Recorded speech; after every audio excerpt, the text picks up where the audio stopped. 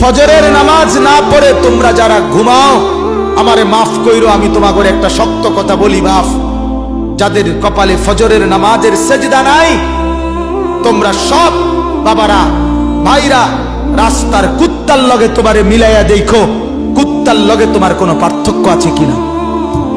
সোজা কথা, কুত্তার সাথে মিলাইয়া দেখো, কুত্তার লগে, কুত্তার লগে। ওই জানোয়ার শুধু ঘুমায়, ওই জানোয়ার পেশাব পায়খানা করে, ওই জানোয়ার খাবার খায়, ওই জানোয়ার যৌবনের যৌন চাহিদা পূরণ করে।